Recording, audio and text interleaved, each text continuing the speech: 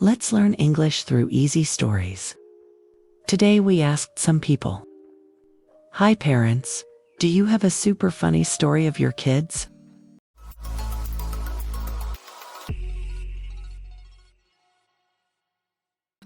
I want to be a cat. My kids are grown up now.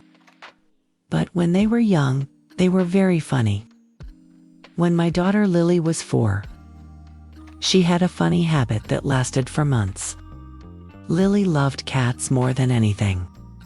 She would watch them for hours on TV. And she loved reading books about them. She even had a huge collection of stuffed cats. And she would talk to them as if they could talk back. One day, she decided she was going to be a cat. Yes, she wanted to become a cat. She did not want a cat as a pet, she wanted to be one. She started walking around on all fours, meowing every time someone said her name. At first it was cute. She would hop around the house, pretending to chase a ball of yarn or nap in a sunbeam. She would purr and meow loudly when she wanted attention. We all laughed and played along. But then, it started to get a little more serious. She would insist on wearing her cat ears headband all day. And she refused to walk on 2 legs. She ate her meals sitting on the floor like a cat. And sometimes, she would even try to drink water from her water bowl, like a kitty. The big problem came one day at the supermarket. We were shopping when Lily suddenly dropped to all fours and started meowing in the middle of the aisle. We were so embarrassed. People around us looked at her and smiled, but I could tell they were also confused. I felt a mix of amusement and worry. "Lily, please stand up," I whispered. But she just gave me a meow and kept walking on all fours, as if it was the most natural thing in the world. After about 4 months of being cat, Lily finally stopped one day, just like that. We never really talked about it, but it became one of our favorite memories. And we still laugh about it at every meal. Now, whenever we mention her cat days, Lily smiles and says, "I was just being creative." It was a funny, unforgettable time. And it's one of those moments that will always stay with us. The haircut surprise. When our daughter Sophie was in 1st grade, she had an interesting idea about what boys liked. Sophie was a very tomboy girl. She wanted to play boys' games, like football, video games, stuffs like that. But the boys did not let her play with them. "Girls cannot play well," they said. Years later, those boys became really good friends with Sophie.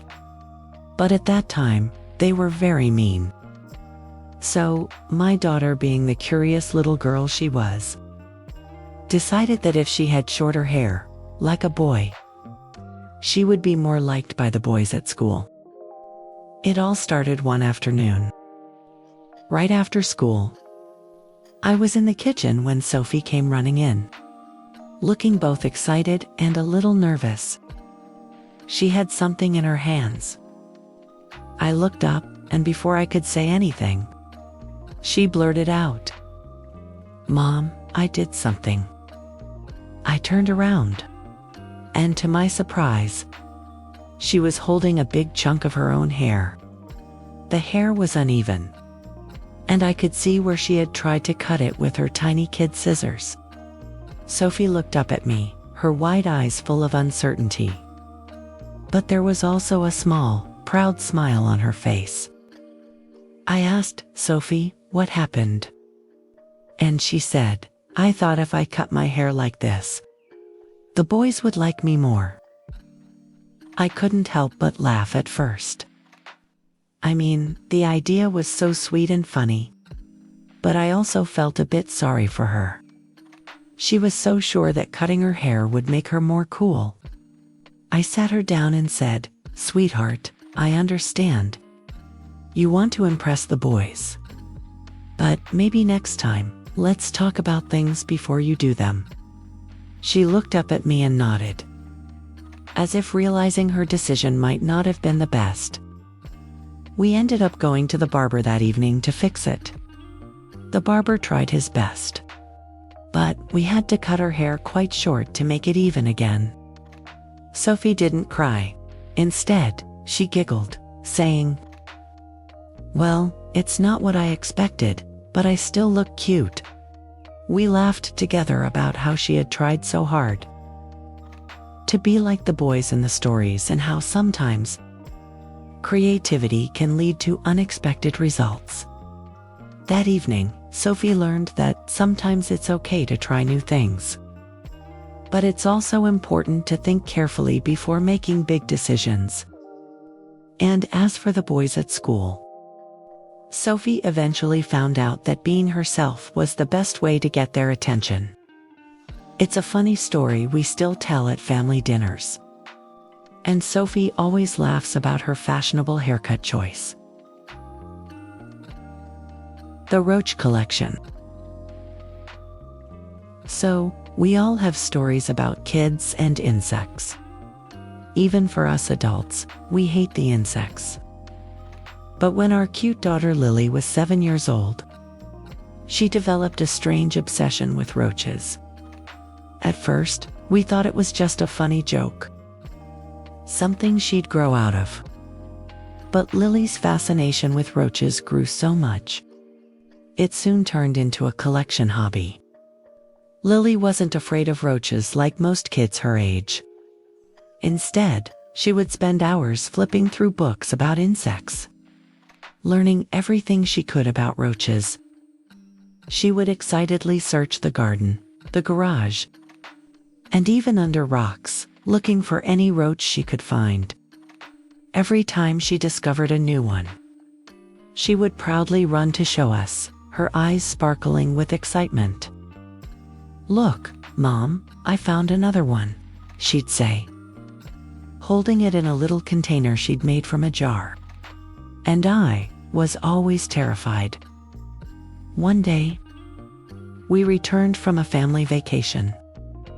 As soon as we stepped inside our home, Lily dashed to the bathroom.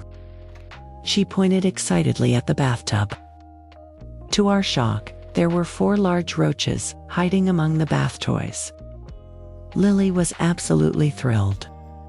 She immediately ran to the kitchen to grab an old birdseed jug, and we helped her carefully catch the roaches. She poked small holes in the top of the jar so they could breathe. She then started gathering small scraps of food to feed them. We couldn't believe our eyes. But Lily was so determined to care for them. She kept the jar under her bed, and every morning and night, she would check on her pets. She even named them, calling them things like Crunchy and Brownie. At first, I felt a little uncomfortable with the idea of roaches living in the house. But I had to admit that Lily was being so gentle with them, treating them with so much care and respect. And, most importantly, as strange as it seemed, it was a great way for Lily to learn about nature and responsibility. She was learning how to take care of something, even if it was a bit unusual. It was really sweet to see how much she cared for her roaches. And I began to admire her unique way of connecting with nature. Eventually, the roaches moved on, and we didn't see them again. But even now, Lily talks about her roach days with a big smile. It became one of those unforgettable moments in her childhood that we often laugh about at family meals. I'm so glad we supported her curiosity, even if it was a little unexpected. It's a memory that will always stay with us. The water balloon disaster. It was a hot summer day when my 8-year-old son, Jimmy, and I were at home, enjoying the school holidays. My husband, Mark, thought it would be a great idea to teach Jimmy how to make water balloons. Little did we know, this innocent lesson would lead to a full-on water balloon disaster. Mark showed Jimmy how to fill the balloons with water and how to throw them at each other. From that moment, Jimmy was obsessed. Every time I looked outside, I saw him filling up more and more balloons. At first, it was just harmless fun. He would play in the yard, throwing them in the air and getting soaked by the splash. But that all changed one evening. I was in the kitchen, cooking dinner, when I heard the sound of water splashing behind me. I turned around, only to find Jimmy standing there, grinning from ear to ear, holding a water balloon in his hand. "Mom, look out!" he shouted, with mischief in his eyes. Before I could react, the balloon splashed against my face, soaking my shirt and hair. Water dripped down my face, and I stood there, frozen for a second. "Jimmy, what did you do?" I gasped, wiping my face. He laughed and ran off. But before I could get back to cooking, I heard him shout from the front yard, "Here's another one, Mom." The next few minutes were a blur of water balloons flying everywhere.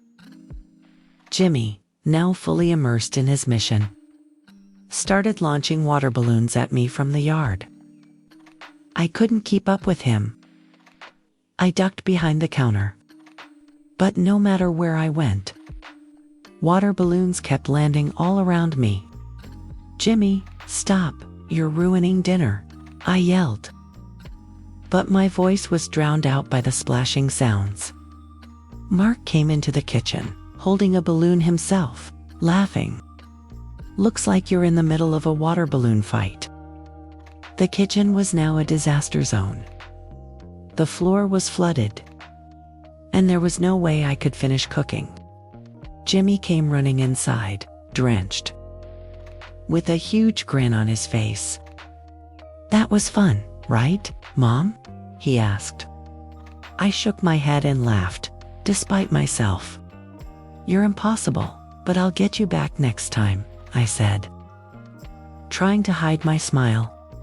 It was hard to stay mad at him, especially with his cute, innocent face. But that night, my husband got a big lecture, for sure. The cookie thief. When my little boy, Tommy, was 5 years old, he had a major sweet tooth. He loved sweets, candies, sugar, cookies, all those kinds of stuff. I always made sure to keep the cookie jar on a high shelf, where I thought it would be out of his reach. But, of course, Tommy was determined to get those cookies, no matter how high up they were. It all started one afternoon when I was busy in the living room, folding laundry. I could hear the usual sounds of Tommy playing in the kitchen, which I thought was just him moving around his toy cars. But when I walked into the kitchen, I noticed something odd. The cookie jar was missing. "Tommy," I called out, looking around the room. He appeared at the doorway, looking a little too innocent. "Yes, Mom," he said, his voice shaky. I noticed his face was covered in chocolate crumbs, and I instantly knew what had happened. "What did you do, Tommy?" I asked, trying not to laugh. "Nothing, Mom. I didn't do anything," he exclaimed, his eyes wide, but the cookie crumbs around his mouth told a different story. I laughed and asked him where the jar was. He pointed vaguely to the counter. But when I looked, I didn't see it. "Where is it?" I asked again, now a little more suspicious. Tommy hesitated, then giggled. It's hiding," he said, grinning. "I put it somewhere special." "Special?" I asked, raising an eyebrow. "Where did you put it?" Tommy thought for a second, then shrugged. "In the shoe rack." At first I thought I had misheard him. But when we checked the shoe rack, there it was. The cookie jar, tucked behind a pair of my husband's shoes. It was as if Tommy thought that was the perfect hiding place, even though it was the most obvious spot in the house. We couldn't help but laugh at the sight of him, looking so proud of his sneaky hiding place. I think I'll have to teach you the art of hiding things a little better, I said, smiling. Over the next few weeks, Tommy's cookie stash kept popping up in the strangest places. We found cookies in the laundry basket, in the garage, and even inside the bathtub. He started to get better every day. One time, it took us weeks to find the jar. It became one of those funny family stories we always tell at dinner. Now, at 8 years old, Tommy still remembers his cookie adventures. And we always laugh about the ridiculous places he used to hide them. Thank you for watching. What was your favorite story from the video? Don't forget to like, share, and subscribe for more fun lessons. Keep practicing, and we'll see you in the next video.